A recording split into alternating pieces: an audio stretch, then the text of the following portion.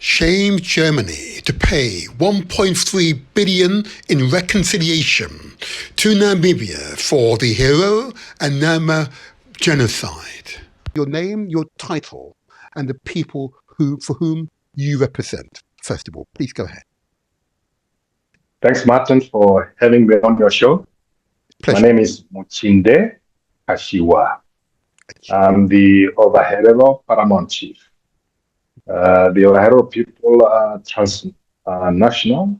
We live in Namibia mainly, then Botswana, South Africa, Angola, and also in the diaspora, for instance, in the US, UK, and Germany. Mm-hmm. Thank you. That's very clear, and thank you. And they said it's a fascinating history is your people. Okay. One of the lessons I've learned, and you must forgive me because I'm of the diaspora. Okay, so I'm partially anglicized. Okay, that you have a name, and a very interesting name. Okay, and I've found that all the leaders I've spoken to, their names have a meaning to them. Okay. Can I ask you, and remember, I'm like a child. Right? Just treat me like a child. It's fine, despite my age. Treat me like a child. Yeah. What is the meaning of your name? Yes, name. I'll do that. Yes, you see, the Herero people name their children based on a variety of issues. It could be events, it could be practice, it could be religious connotation, and so forth. My name, Muchinde, means nomadic. So it is referring to the way of life of the Herero people as nomadic people, moving about the land to utilize water, grazing, during the various times of the year, depending on the pollen and stuff. So that's the special movement of people.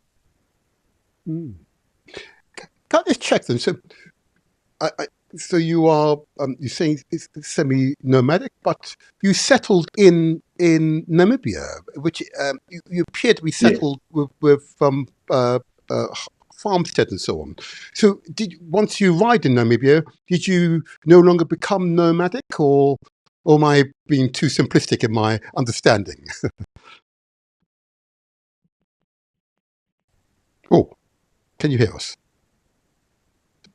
There was a slight glitch. You said we semi-nomadic and we. That's part ahead. Yes. Shall I repeat the question? Let me repeat the question. Yes. When your people arrived in the place we now called Namibia, did you stop being nomadic as part of your custom and practice? Yes, we are now semi-nomadic. Mm-hmm. It means we no longer move over large distances. Mm-hmm. Most of us are sedentary, so we have a village where you stay. But part of the Herero people, the Himbas, probably just know them as the Himbas, in northwestern part of Namibia. They are very much still nomadic, so they would move over greater distances, few hundreds kilometers, sometimes also into Angola to look for grazing. But then they would be returning to the main villages, for instance. Okay. When you say main villages, you say that you mean in Namibia or from the? I see that the path of your people comes from the Great Lakes. Mm-hmm. Yeah.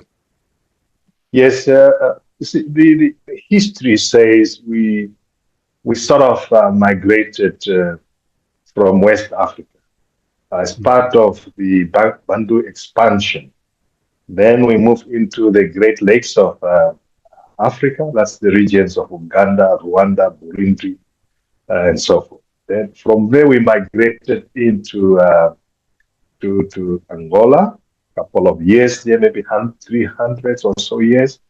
And then the last 500 to 600 years we have been in present-day Namibia.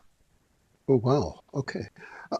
I know I didn't prepare you for this particular question. So what motivates you to move from one place to another? What is the imperative behind moving? It is basically moving the animals to keep the animals alive, because when it rains, you have grazing in one place. You stay longer there, you sort of finish the grazing resources or water if it is dry season. Then you have to move to another area where you have maybe abundant water and grazing for your livestock. So if a movement determined by resources for the animals. Thank you. Again, treat us. I'm on the data, so this is curious for us. So we want to understand. This is really good. Yes. And I see that when we look at the social structure amongst your people, how is inheritance transferred? Is it, as I've found commonly, along the male side, or is it female, or both, maybe? The question was, how is inheritance transferred? Yes. We are a double descent society.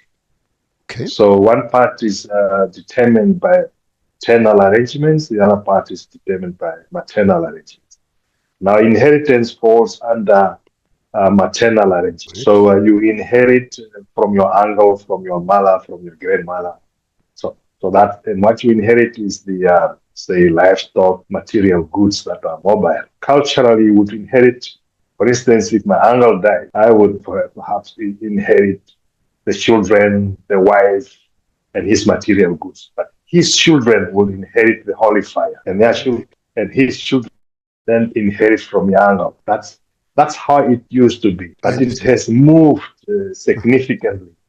In recent years, it's either by a will and you specify, and my children can inherit directly from me, or my parents, if I go before them, they also inherit directly from me.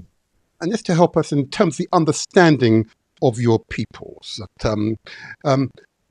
the title Paramount Chief, okay, what does it actually mean? Because I understand chief, when you say paramount, does that mean you're some supreme god, as it were, over all the peoples of Namibia? Please share with us. Remember, you're teaching us, Professor. Yes. The position is the head of the Herero nation. It's the highest position for the Herero nation. Mm-hmm. This is a position that has started or created in 1863. Mm-hmm. I am the 7th paramount chief, and I'm also the commander-in-chief of the Herero regiments. We have 3 regiments, color-coded, red, white, and green. So the overall commander-in-chief. Remember, the Herero are very warrior. Yes. They're like the Zulus in South Africa. Yes. Very warrior-like. It's not really a military wing, but as it were before colonialism, that would be the military wing, and of which I'm the head of that, in terms of chief commanding that.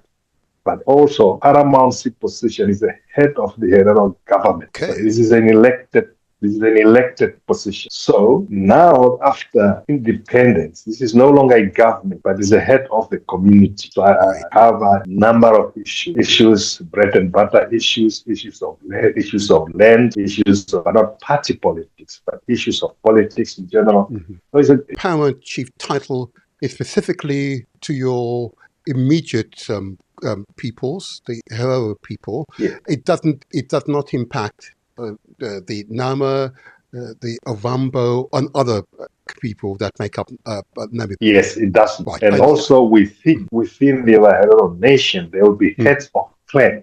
So there will be several chiefs, but the overall position is primary. We are grateful you spared the time for us today. We're grateful. Yeah, thank you. No worries. Did you say that you were elected? Because I must say, I was interested in. I'd assumed that there was an inherited title. Maybe you could share with us some idea of your lineage, as it were. Your lineage. Give us some idea of your lineage.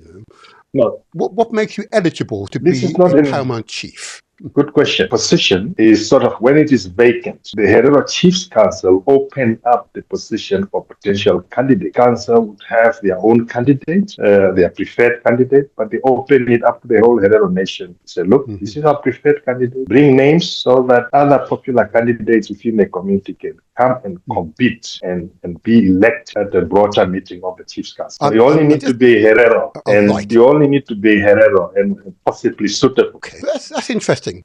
So is there in recognizing your ethnic heritage, how's that expressed? Because you said you're nomadic, you're in a number of countries, okay, and I'm aware that those who were part of this dispersal that occurred in 1904, which we'll get to shortly, okay, may have become separate from the main family tree. So how did you prove that you are a Herero? How did one prove? First of all, for you to be a Herero, you must have a anda. Oh, that is your maternal kinship. So all Hereros come from 7 mothers.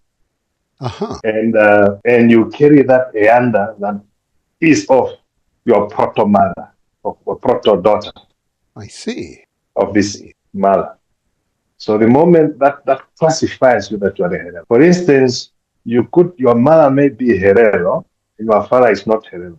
You would still be a Herero. But if your mother is non-Herero, your father is Herero, then you are not a Herero. But you can be naturalized. Because if your mother is not Herero, you would not have a anda. So we have, for instance, Hereros whose, that's okay. Yeah. It is well. You used the term proto-mother, which is interesting, very interesting. I recently... I said proto. Oh, what does that mean? Okay, what does that mean? Proto means origin. The founding mother had 7 children. There were 7 and all Hereros belong to either one of these mothers. I see. The origin, that's the original family grouping, as it were, or family groupings. The original mother had 7 daughters. There may have been sons. There may have been other sons. But this original mother had 7 daughters, belonged to one of these daughters. Knowledge of the original mothers, okay, is that knowledge passed down as a oral tradition, or is it written down and therefore using a book or reference source to be aware of this knowledge? It is orally transferred. I, for instance, can go back to my 8th mother. Wow.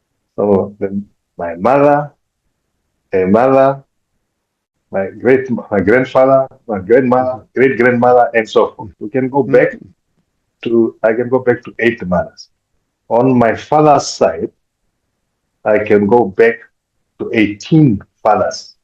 Oh my gosh. Wow.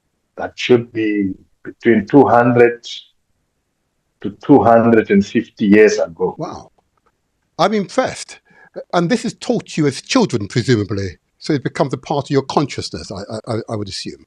Yes, because there are 3 things that each child is the anda of the mother, anda of the father, anda of the grandfather.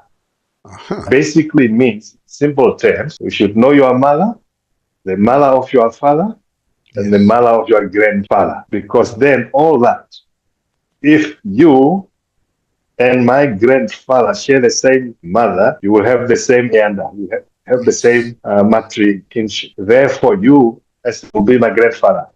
Yes. Wow. You see that? I'm very impressed. The respect I must.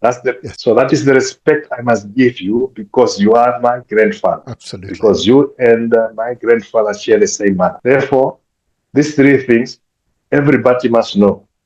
Yes. And they know. Thank you. Thank you for that clarity. That's great wisdom. That is great wisdom, I must say. can I ask you another quick subsidiary before I move on to the main theme? Yes. And that is, I've seen in the research the term used, the holy fire. And I'm not sure I fully understand what is meant by holy fire. Please, can you teach us? What do you mean by holy fire? Of the sacred fire. Uh-huh. This paternal lineage is through which we communicate through our fathers. My father's father. As I go to the 18th father. The 18th father whom I know is whom I'm asking to talk to the highest deity, the God. Therefore, that is why the sons inherit the holy fire or the sacred fire. Because it is linked to their father, their father's father, and so forth. All the fathers. So everything we do is a communication with the ancestors. Absolutely. For blessings, for rituals, whether it is a wedding, when you're marrying a child from another family, this child's daughter must be brought into this family, introduced to the ancestors, so that if she is around at home, the ancestors know who she is. So if I go somewhere, for instance, I need to consult or communicate or ask for wisdom or ask for blessings if I'm taking a major trip or a major event. And also maybe to add to that, once you are elected as paramount chief, you are then taken to key holy fires or sacred fires. That means you are being introduced to key significant ancestors in the various lineages of the Hereros, so that those ancestors can guard you. That's what it means. I'm very impressed. It does appear to be a method to entrench deep roots in the minds of the people. I've noticed it's used by cultures across the continent. I'm very impressed by this methodology. Now, but there is another subsidiary question before I get to the main theme. I know I've said this already. Now, the Herero people consist of different clans. How many clans are there for which you are the paramount chief? And of course, my follow-on question is this. Would you consider adopting us from the diaspora into your clans? Yeah. Sorry. Children, yes. We're lost children. Yes. Yeah, lost children are adopted through a ritual.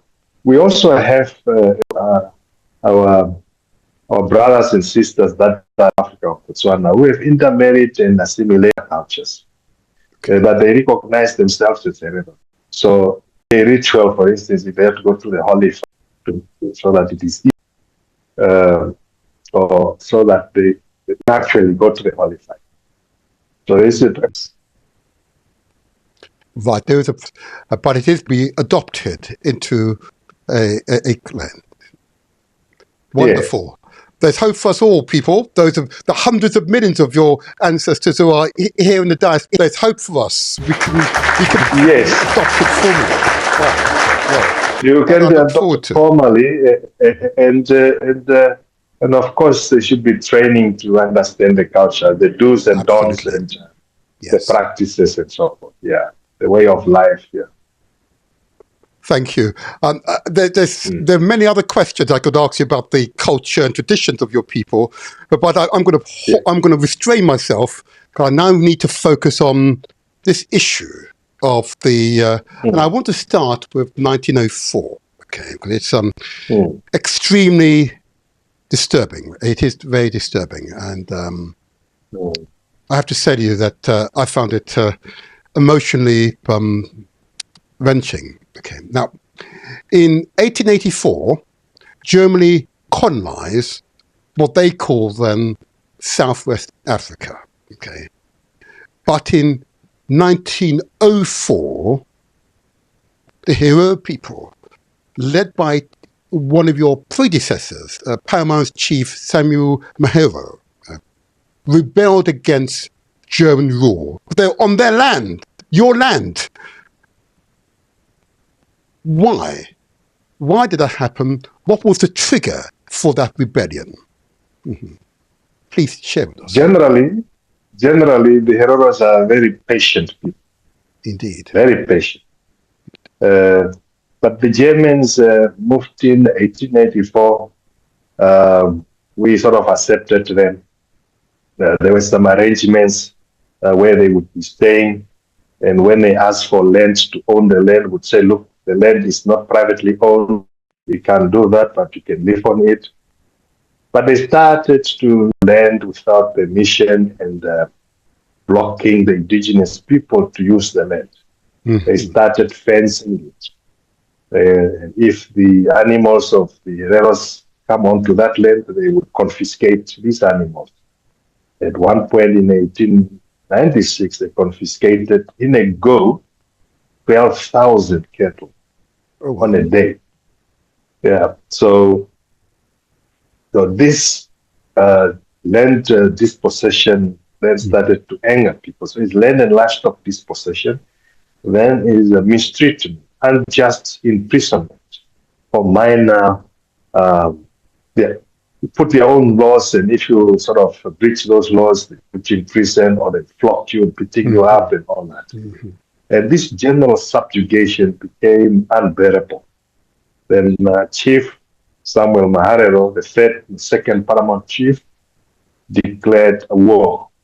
Yes. Simply written a letter to all the nations of that time. So that's the nation, the northern part of Namibia, the Ovambo nation, the south, the Nama nations, and so forth. Called them to raise up to arms, take up arms to fight.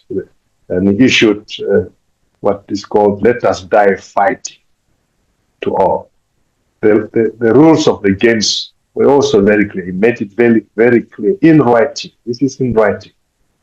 That please, no priests or evangelists, or no women, no children should be out. Only the German soldiers should troop the Germans.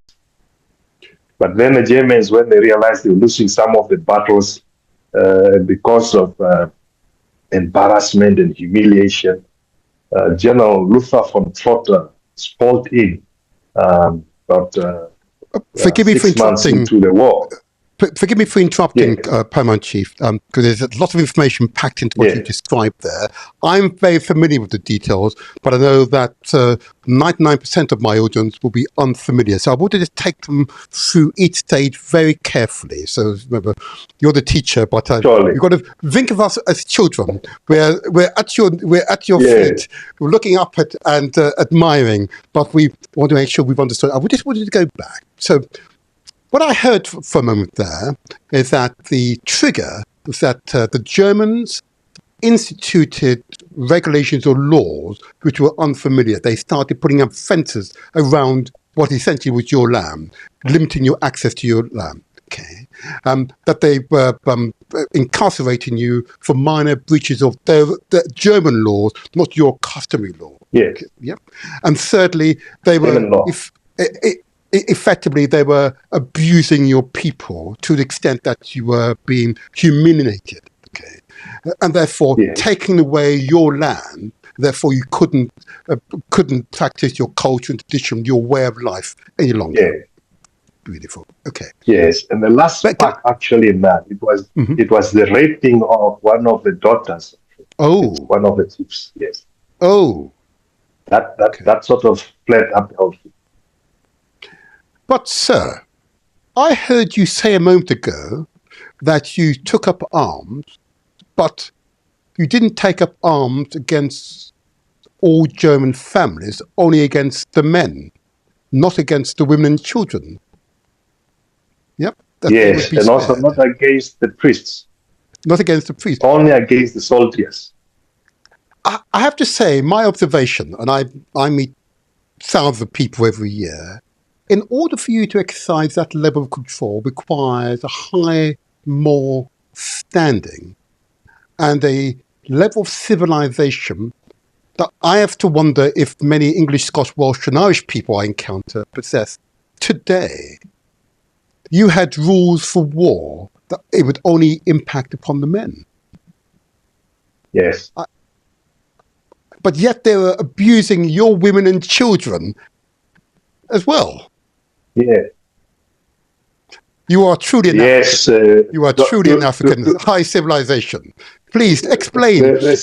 Give us the rationale, because I know that there are many Scotch, English, Welsh and Irish people, many white European who listen to this, and that logic, because their brutality is well known. But explain the rationale why yeah, please explain. Go ahead. Even the English were spared because they were not German soldiers. Mm-hmm. Yeah. Yes. Yes. So even the Englishmen at the time, they were spared. The rationale is you don't take, it's not an issue of revenge. Mm-hmm. So it's not a blanket revenge either. You have done me wrong, and you is not everybody. It's only the particular group of soldiers who are fighting or killing people. Mm-hmm. Therefore, the war was not blanket to the whole or the whole white population in the space at that time. It was specifically just for the soldiers. Yes. And partly because we don't hold grudges. Indeed. And also because we are a warrior group, we understand war. Mm-hmm. And therefore, after the war is over, we are not necessarily enemies. So the issue that we have against settler Germans in Namibia at the moment is not personal. Mm-hmm. It is against a system of the time. Yes. Therefore, even Herero, for instance, would issue an order his soldiers to escort a German priests from a particular area, give them escort to protect them through the war zone. So this is written down, the names are there, the dates are there. Yes. But they did not do that in their extermination order. We'll come to that. Yes, I want to come to that because it's the contrast is profound. Yeah, you're a people who can trace their lineage going back hundreds, if not thousands of years. Yeah, I noticed that Namibia is also the home to the San people, whose lineage goes back hundreds of thousands of years. Why I feature the San people in our intro video. But you have rules of war. Okay, women and children, the priests, the holy people, are not to be attacked. But the savage Germans, I'm going to say it loud, I want them to hear, the savage Germans did not reciprocate. And here's my next question. It's, as I say, it's, as I said, when I read this,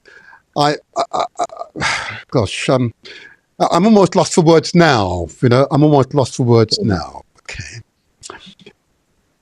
Is it true that your own people of your nation, the Herero nation, and the Nama survivors were placed in concentration camps and you had forced labor and therefore suffering from malnutrition and diseases, which killed tens of thousands of you, which, according to the record, suggest that up to 85% of your people perished during this time. Is that correct? Please say it's incorrect, because I just cannot understand how so-called civilized people could commit such heinous crimes. Please. It is. There is no single Herero who has not been affected by it. Not a single one. Everybody.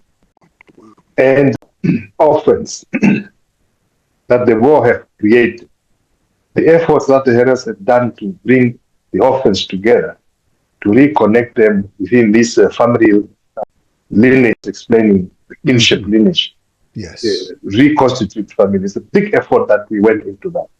But so there were 6 concentration camps in the country, and many other holding camps, where the priests were forced to go to collect the Hereros, tell them that now peace has returned, come to the holding camps, you'll be given food. Then they were taken into the concentration camps. Oh my gosh. From the concentration camps, Oh my gosh. they would be put to slave labor to work on the construction projects under very harsh conditions, very harsh weather conditions and so forth. Yes. Some in the concentration camps that were left to die, their skulls were scraped, cleaned, washed by the same family members, by the same people. These were then taken to Germany for pseudo experiments because Germans at the time, Germans believed we were subhumans. Even today, they are saying they did not commit a genocide to the Hereros because genocide did not. Yes, they didn't, because the law at that time did assume we're not part of what they call a law of restatement. It's a law of 1868, the international law of 1668. This law says we were not part of the human race. Blacks were not part of the human race. We were not capable of culture. What? Therefore,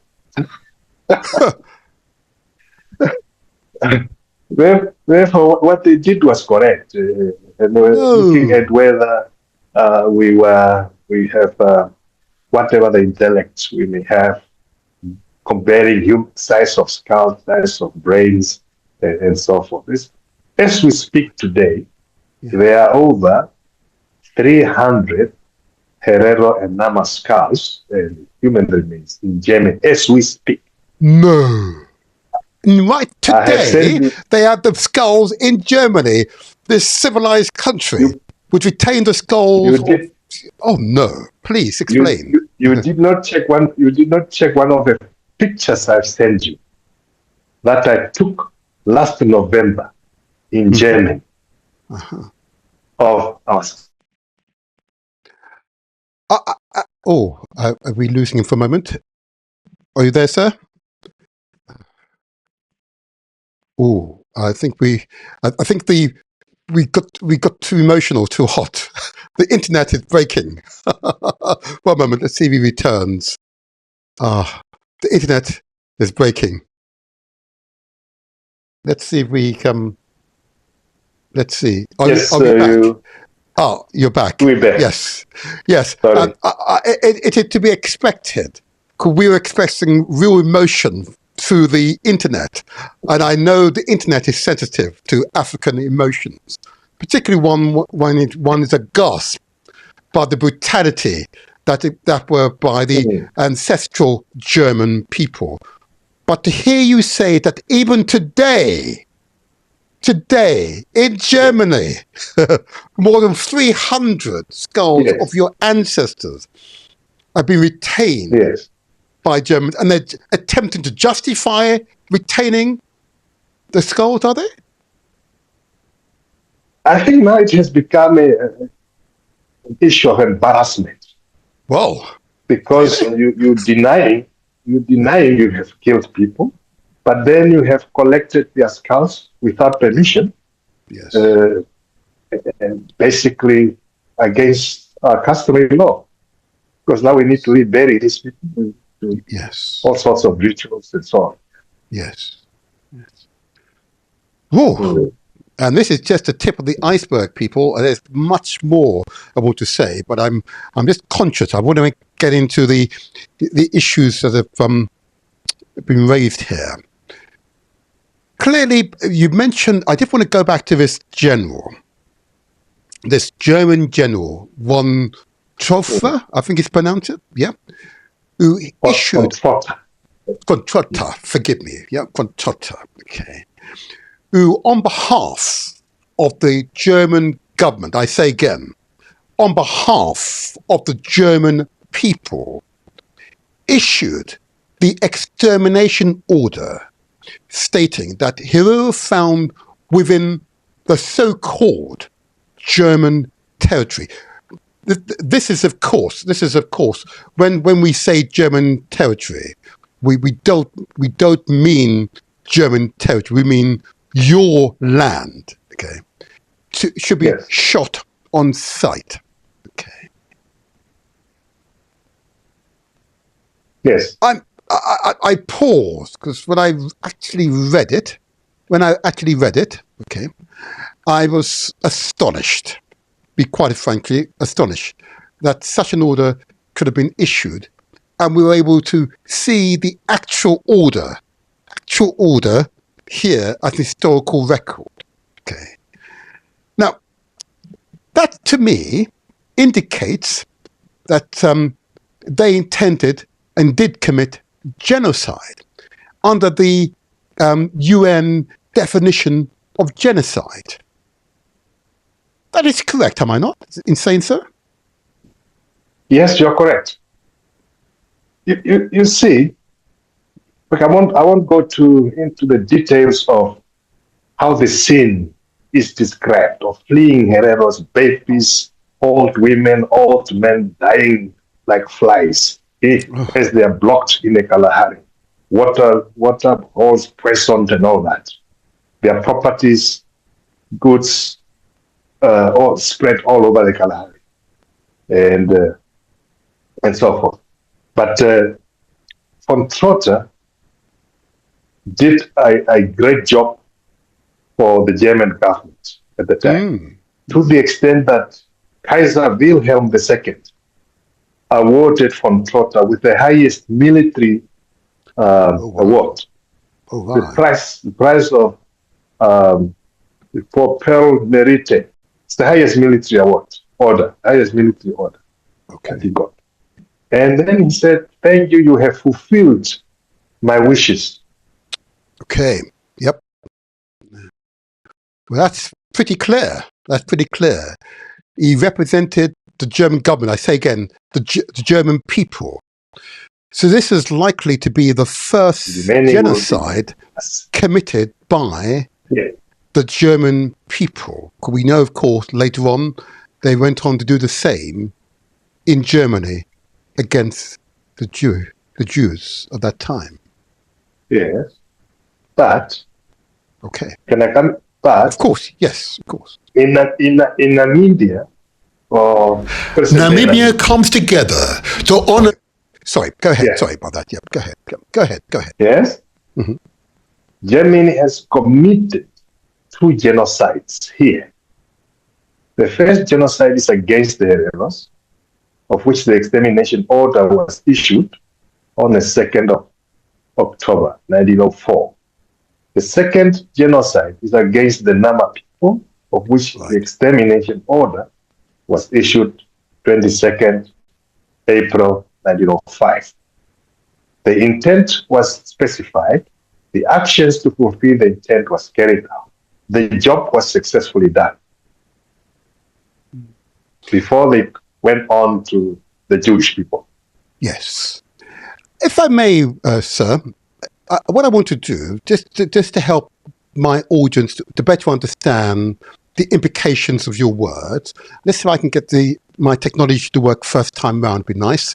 What I want to do is put on the screen, for the benefit of the audience, what the United Nations defines as genocide or crime against humanity. Okay, let's hope, just for the benefit of the audience, just read out what this United Nations says.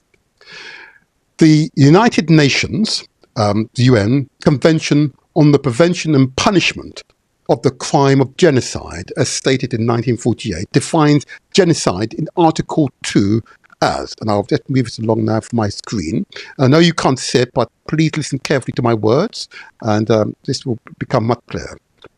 Any of the following acts committed with the intent to destroy, in whole or in part, a national, ethnical, racial, or religious group. Okay? That's the definition. So clearly, the Herero people are an ethnic group or racial group. Okay, whereas the Jews, of course, were very much a religious group. Okay. We let me move on, and these are the important definitions that I need people to hear, and invite you all to look it up for yourself. The first definition includes the killing of members of the group. That's the first definition that's used. The second definition, again, those who are legally trained will understand this, causing serious bodily or mental harm to members of a group deliberately. No. There's a reason why America, for example, refuses to be a member of the UN Human Rights. Yep, because they know your ancestors in America could sue the United States of America. Okay, under that act already. Okay, why America will not join the UN Human Rights Court. Okay. Third, deliberately inflicting conditions of life calculated to bring about its physical destruction in whole or in part. The Africans in Australia will recognise this. This is what the British did in Australia. A similar genocide was committed against Africans in Australia, so-called Aboriginal people of Australia. And the fourth definition used by United Nations, imposing measures intended to prevent birth within the group. Again, exactly what they did amongst people in Australia, and to a limited extent to Africans in the Caribbean and the Americas, Because, of course, we don't reproduce and you don't have workers, so there's contradiction there, And the last definition, forcibly transferring children of the group to another group. Now, that most certainly happened in Australia, where Aboriginal children were transferred and taken away from their families. So they lose their sense of culture and tradition, which you recognise when your people were forced to move to neighbouring countries and become divorced from their roots, from their peoples. Now, this key legal definition emphasises key elements, that is, genocide in intent. Those are the definitions. And I believe that your predecessors, therefore, have used those definitions to take the German government and German corporations to court. I just invite you now just to give us some idea of the actions your predecessors have taken in order to gain justice for your people. Yes. Of course. You're very clear on that definition. The intent, in our case, is defined in the extermination order. Yes. Whoever turns over one of the captains to one of my garrisons as a prisoner will receive 1,000 marks, and who hands over Samuel Mahoro will be entitled to a reward of 5,000 marks. The Herero people will have to leave the country, otherwise I shall force them to do so by means of guns. Within the German boundaries, every Herero, whether found armed or unharmed, whether with or without cattle, will be shot. I shall not accept any more women and children. I shall drive them back to their people. Otherwise, I shall order shots to be fired at them. These are my words to the Herero people. General van Trotha. The method to deliberately, so the intent was, in this case, was in full, to destroy in full the ethnic group as the intent. The methods are very clear. It's blocking people in the desert, questioning water, make sure that they stop or die of thirst. Concentration camps, wake them to death. Hang them.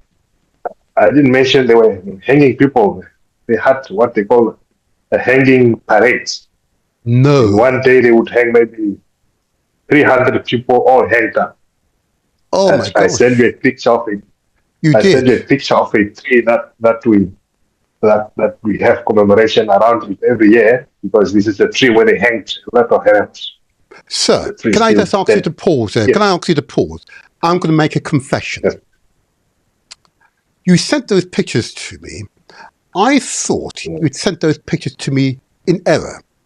could I recognize that your ancestors in the Caribbean and the Americas are familiar with such pictures? Until you sent those pictures, and here I am at my grand age, I had no knowledge that that type of behavior would have been exhibited by Europeans, in this case German Europeans, in Namibia. That they were putting people in handcuffs and then lynching them, as the Americans would say, hanging them in that manner. I'd assumed you'd made an error. I'm now embarrassed to admit this publicly. I've not contemplated such barbaric behavior by Germans at that time. And they did this in front of your women and children and other men to demoralize them, so they would not fight back. Yeah. So that's the moral values of Germans, and also a lot of sense of arrogance, because to this day, some of them do commemorate Hitler and so on. And it's the monument of Trotha. They also, yes, in Swakopmund, Namibia, they still do it. So that's the situation. But in any case, when they finished this extermination with deliberate actions, the Trotha was rewarded for having done a good job. Yes. The ceremony was held in Berlin. I forgot the name of the building. I was there last year. Yeah, that what you call that Humboldt Museum. There's a whole palace next to it there. Yeah. Okay. We don't need to call the name right now, sir. I now need to take us forward. We've now detailed the horror, the barbaric behavior of the German peoples. I'm going to say the German people deliberately. I'm not going to say the government. It's the German peoples. Okay. And I'm happy for Germans to speak directly to me. Okay. Because clearly, if you still hold the skulls, African skulls, and have them there as totems, it is the German people. It is the German people. But I'm now concerned now, if I may, I want to now move forward to the battle for reparations. Okay. And I see that your predecessors have attempted to, through the legal route, to gain reparations. Can you just begin the process of just detailing the efforts made to gain reparations for the damage caused to your people? And then we'll get on to the issue of the reconciliation payments, so-called, of 1.3 billion. But I just want you to recall the earlier attempts by your predecessors and your people in the US in particular to gain reparation both from the government and indeed a certain bank, which we might call in a moment. But over to you. Yes, this is a campaign that we have now been on it for the past 33 years. Ever since 1992, Namibia gained its independence in 1990. Yes. So all the years we had postponed the quest for reparation, the demands for reparation, because we needed to get Namibia free from apartheid South Africa. Yes. So that was achieved in 1990. So in the very first case was in the US in 2001 as the fifth paramount chief, Kwaima Riwako, took the German government and a few German banks, because the banks benefited from slave labor. Yes. A few other companies, Wurman, Brock, and so on. There's a Wurman, Brock, Line. It's a railway company and all that. They benefited from slave labor and all that. Yes. So they were taken to the court. That first attempt, we didn't succeed for jurisdictional issue. Then we paused a bit, we strategized. In 2006, we formulated a motion that was tabled in the Namibian parliament. At the same time, that fifth paramount chief was a member of a minority political party. So through his party, he tabled this motion in the Namibian parliament. This motion provided the following. It says what has happened to the Hereros and Namaqua in 1904 to 1908 was a genocide. Oh, so he admitted it was a genocide as defined by the United Nations. Yes, this is the Namibian parliament. I understand. Right, okay. Yes. Remember, Namibia and Germany are both signatory to the Genocide Convention. Yes. So in line with that convention, the parliament here in Namibia resolved that Germany has committed a genocide against the Namas and Hereros. Okay. Secondly, it resolved that there be negotiations between the victims, communities, the Hereros and Namas, and the German government on the one hand, or on the other hand, and that the Namibian government, as an interested party, facilitate the negotiation, the victims to trade. The third last point was that Germany must pay reparations to the Hereros and Namas. Right. So this has become the basis of our ongoing campaign for reparation. So in 2015, yes, the negotiations between Namibian government and the German government started. We demanded direct participation in line with the Namibian resolution of parliament. Yes. And also in line with the United Nations declarations for the rights of indigenous people. Yes. That victims of crimes against humanity must participate directly or through their chosen representatives. Absolutely, yes. So when we were now excluded... You were excluded? I don't understand. Why were you excluded? Why were you excluded? The two governments said the negotiations will be between states. This non-state actors will be excluded. I don't want to go into some of the very controversial issues. Okay. But the reality is, it is in the best interest of Germany not to have us at the table. It's also in the best interest of our own government not to be at the table. That is when the government decided that because they are democratically elected, they represent everybody, and they will negotiate on our behalf. Because of this exclusion, we took the German government in 2017 to the New York Federal Court to get Germany to answer or to the reparation. The Federal Court agreed that Germany had committed a genocide. Okay. But it said it has no jurisdiction to preside over the case. So we appealed, went to the appeal court. The appeal court said the same thing. We appealed, went to the Supreme Court. The Supreme Court said it will not look into this matter. It denied to hear us. I see. That's the end of the international litigation. The next process was the local litigation that we're busy with. Maybe I should stop there first.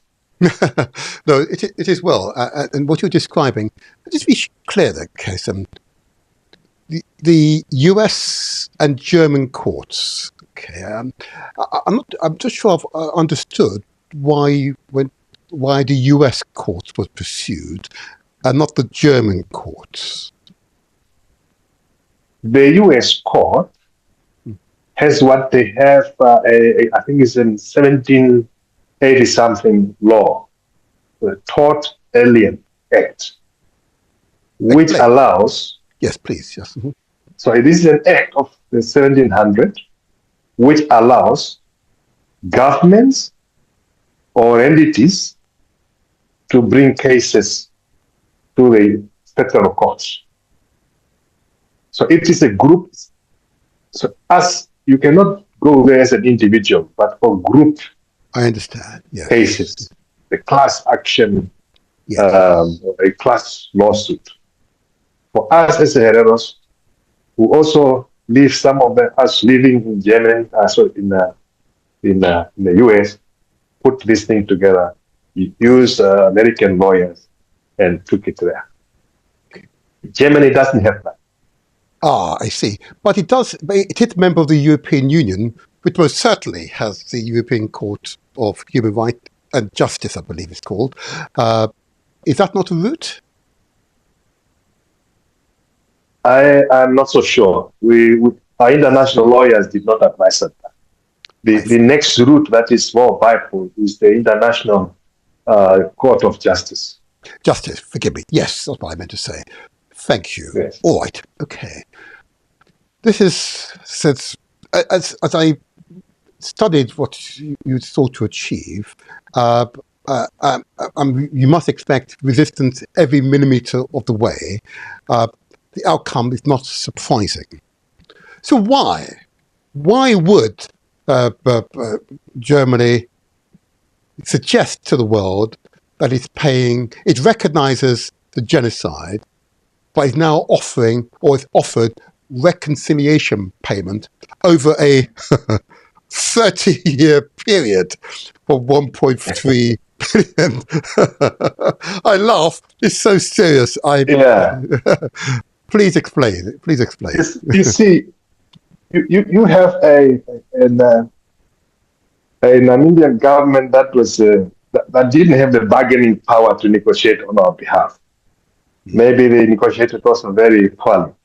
But Germany did not recognize the genocide. I must make that clear. They did not recognize the genocide? Germany, not formally. It says the following, and I'm going to read. Please. The events of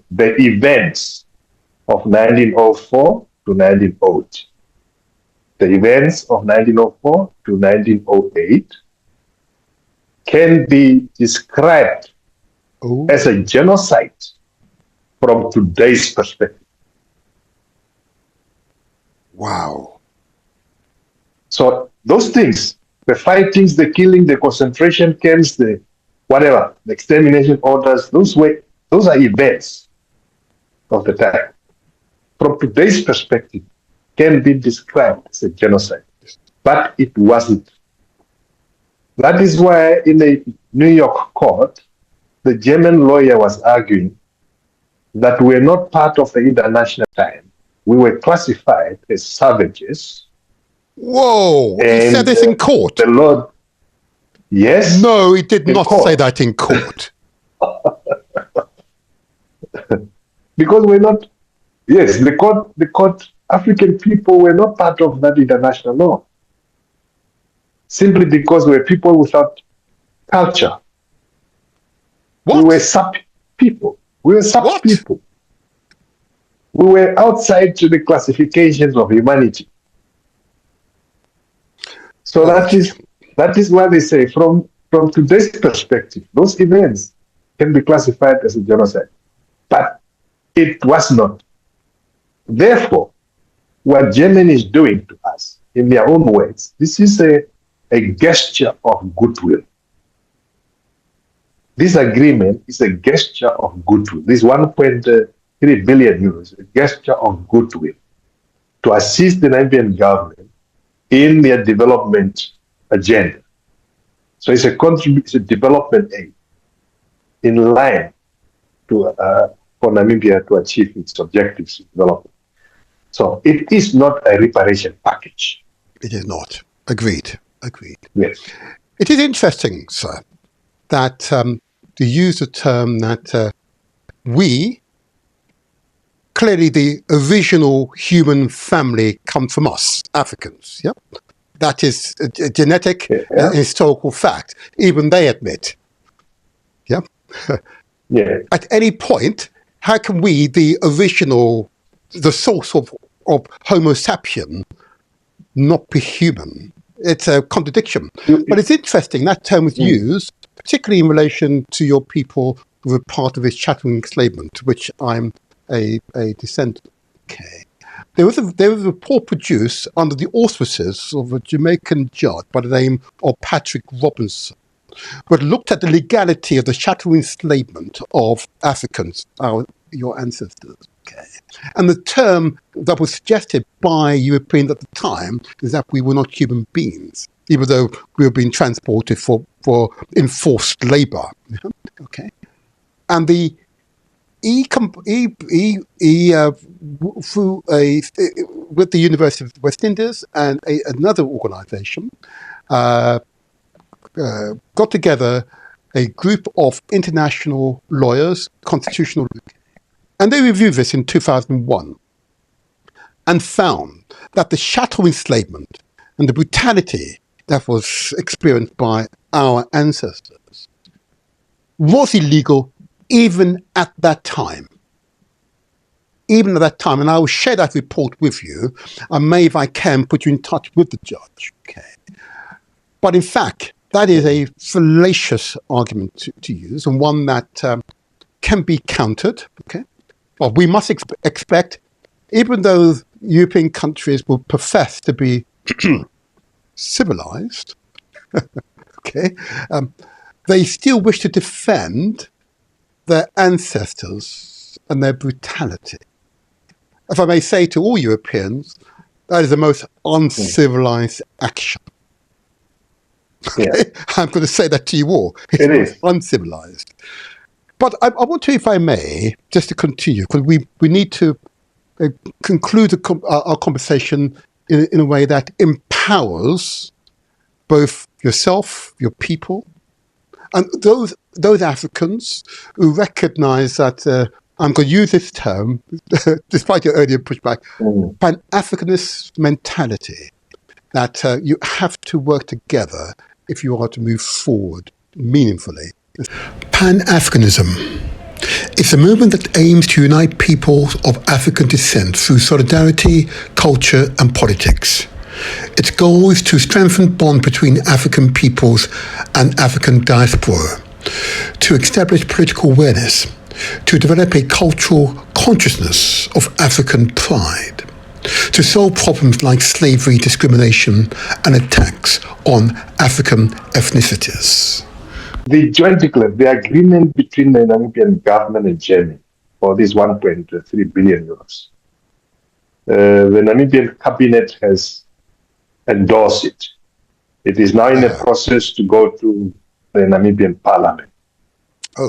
We have filed a lawsuit against the Namibian parliament, or against the Namibian state, for mishandling the negotiations and exploiting us. So the case is still pending in the High Court here in Namibia. It may go to the Supreme Court, or it may go to the courts outside Namibia thereafter. But it's a process that we continue to fight. Coming to your question on how can we all put our energies together, you see the reparation agenda is a global agenda. Yes. The Caribbeans, the DRC, the Congolese, or wherever, against Europe, the Americas, the British, and so forth. But we need to create more networks. We need to work to support. Yes. We need to have these similar meetings or conferences, so that the message is further carried out, and assist each other basically to where to get the message across, as we need to put more pressures on the colonizers. Absolutely. We need to put more pressure on Germany. We need to embarrass it. Germany is guilty as charged. They must know, every German child must know they are guilty as charged.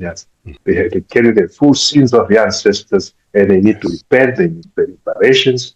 And so is the much of the West that has colonized, enslaved, exterminated people. So that's the message. But while we are on that agenda, we must not forget that we must capacitate our people economically. Therefore, our communities' agendas must be very clear. First, we need to strengthen our institutions. Our authorities must be impenetrable, because the imperialists, the stooges of imperialism are working against us. We need to solidify our base. And we can only solidify that base also if you're not hungry. Therefore, we need to secure food security. We need to make sure that people attain a certain level of living standard. And then we must continue the fight together. Thank you. That's very, very clear. And we're going to have to get you back here in the next 6 months' time. I'm anticipating movement, sir.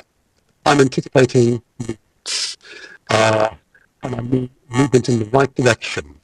There are many messages I'm receiving on my phone at this time of support for you. And what I've asked is, how can I reach out to you? Now, you very kindly contact details, and whilst you're here, you may wish to talk to us, if I can find the right thing for me. Here we go. I put it up on the screen now. The Herero people seeks your support for their campaign for justice and reparations.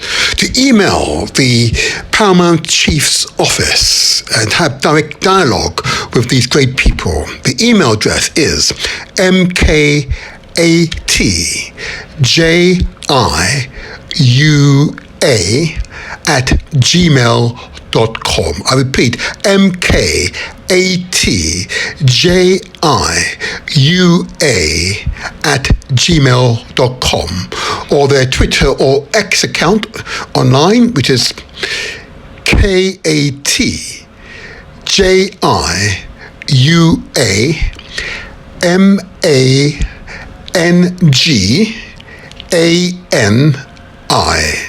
I repeat, Twitter or X account, it's KATJIUAMANGANI.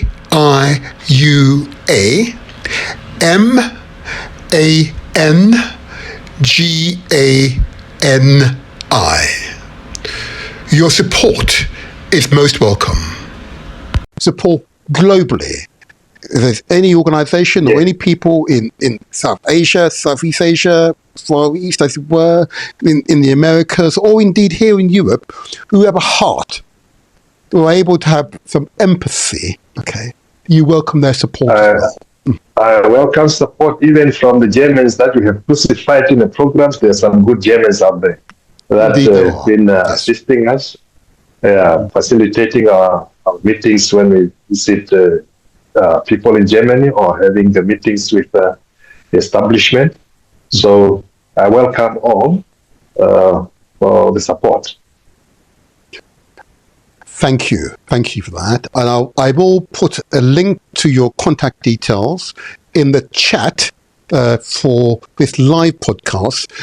This podcast will be re-edited, so it will focus on the interview specifically. It will take 48 hours, but the live show here will be available on YouTube and Facebook immediately. So you can see the entire show. If you just want to see the interview, the edited version will be available in 48 hours. And I believe that we should have set a date at least once a year, sir, that we speak further on progress made.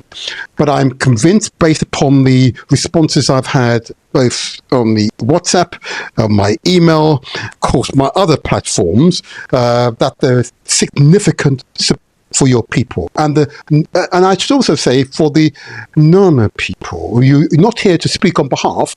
And I would welcome leaders of that community to reach out to me. I would very much welcome to have a direct dialogue. I'd spoken to the Paramount Chief about this prior, and you made it clear that you did not wish to speak for them. Yes, sir. That's right. Yep. Yes, we have a joint campaign with the Nama people. In fact, at the moment, the Nama chief is the head of the joint campaign for reparation. But it's just the content to cover sufficiently. We'll talk to my colleagues and ask them to have a link with you, and they can take it thereafter. Also, as you have suggested, we'll need to keep our contact so that I come around maybe after 6 months. Yes. And when I visit the UK, I'll definitely make a journey to your studio. Yeah, I will. I look forward to hosting you. Okay, I look forward to hosting you, and of course, I would also invite, if you're not a member of the wider reparations campaign, I will send you details so that we can continue to network, because together we'll make a difference. Sir, Paramount Chief, thank you for your time, and thank you for the knowledge you have shared with us. And we respect your high civilization, the proudness, the pride that is the Herero people. Thank you. Thank you. Thank you too. Bless it. Bless it. Bye-bye. Bye-bye. Bye-bye. Bye-bye. Wow.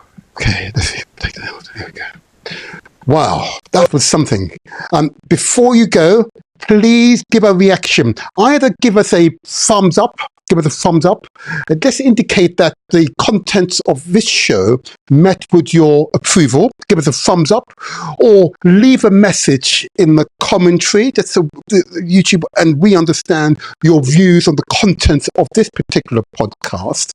But I didn't think it was right for me to clap him while he was present. But I want to give a clap for all the Herero and Nama people. I want to give them a big clap. I want to clap because of their determination. They're clearly a valiant people. And what they demonstrate is that courage that, often is not seen by others. And we need to applaud them. We need to give a public approval. Let's clap them now. Give them approval. Let them feel the energy for all right-minded human beings. Let them hear it.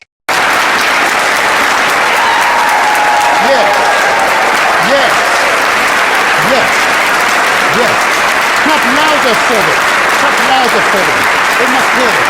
They must know that we're on their side. Let them hear it. More. They must hear it.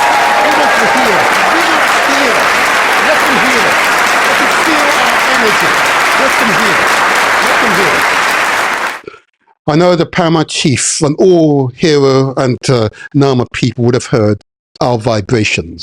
We raised that vibration. Because together, all right-minded human beings, we together will make the difference. If this broadcast has motivated you to visit Namibia, why not use Loomis Cultural Tours?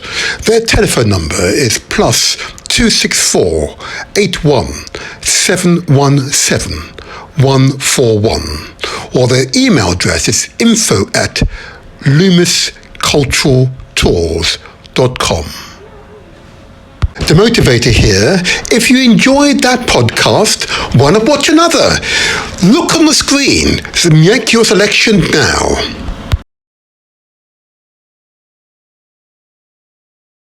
The motivator here, if you enjoyed that podcast, why not watch another? Look on the screen to make your selection now. The motivator here, if you enjoyed that podcast, why not watch another? Look on the screen to make your selection now. The motivator here, if you enjoyed that podcast, why not watch another? Look on the screen to make your selection now. The motivator here, if you enjoyed that podcast, why not watch another? Look on the screen to make your selection now. The motivator here, if you enjoyed that podcast, why not watch another? Look on the screen to make your selection now.